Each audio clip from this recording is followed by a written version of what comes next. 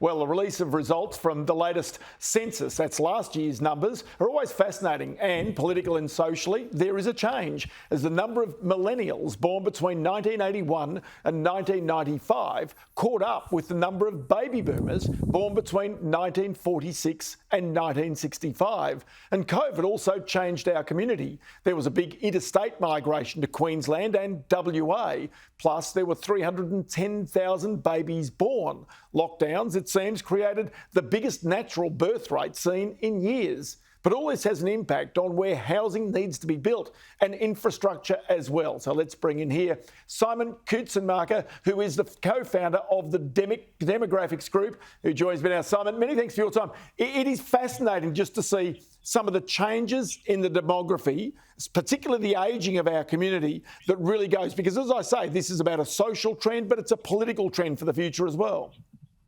And any kind of population movement has direct financial implications for any investor out there.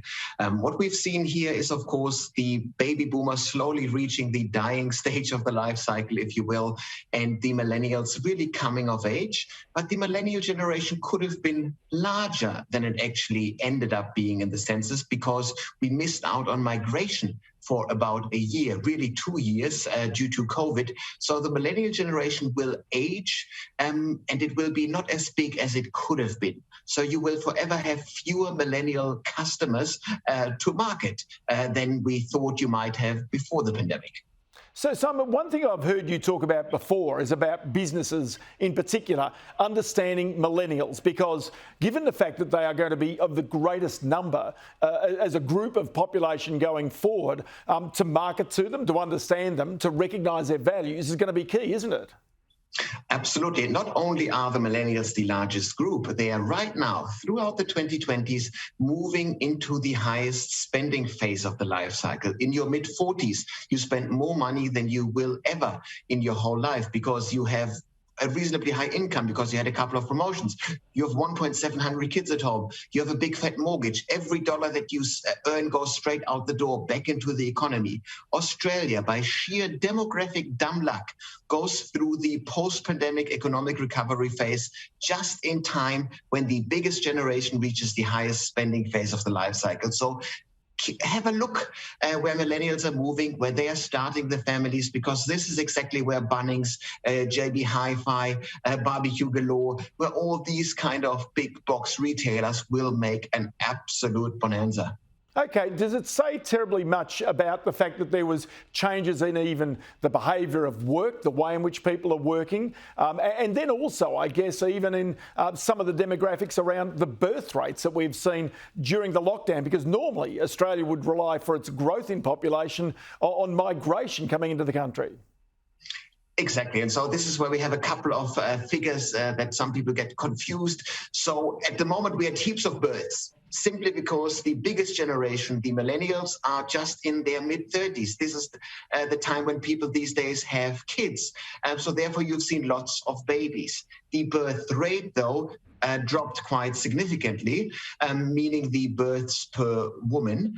And that just dropped so much because, well, more and more women are professional workers, and also in times of economic uncertainty, people always have fewer rather than more kids. So, we will continue. If we want to continue to grow our population base, we will need to do so by migration rather than relying on natural increase. One other thing you spoke about it there was, we know that participation rate in the workforce right now of women, but of all people, is at all-time highs. We know that's financial necessity, where people, if they're to pay mortgages, if they're to survive longer into their retirement years and to really have the lifestyles they want, they will tend to work longer, because literally with interest rates so low, you can't live off your savings these days. Was that picked up in these numbers as well? So we don't have any official financial data released yet from the census. But what we know from other workforce participation data is that women work at absolute record highs. There isn't much more productivity that we can get out of the female workforce.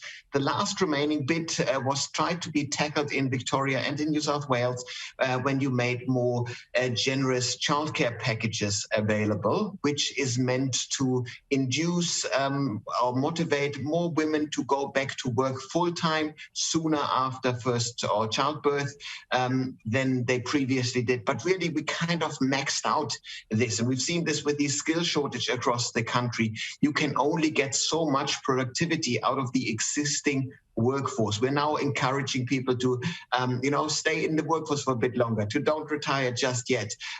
We can get people, maybe women, back into the workforce sooner after first childbirth. But more than anything, we will rely on migration to grow our businesses, to grow our economy. Well, I'll tell you what, hopefully with those borders open, we get that as well. Simon Kuestenmacher, co-founder of the Demographics Group. Good to chat to you today, and many thanks for your time on the program. It's been a pleasure.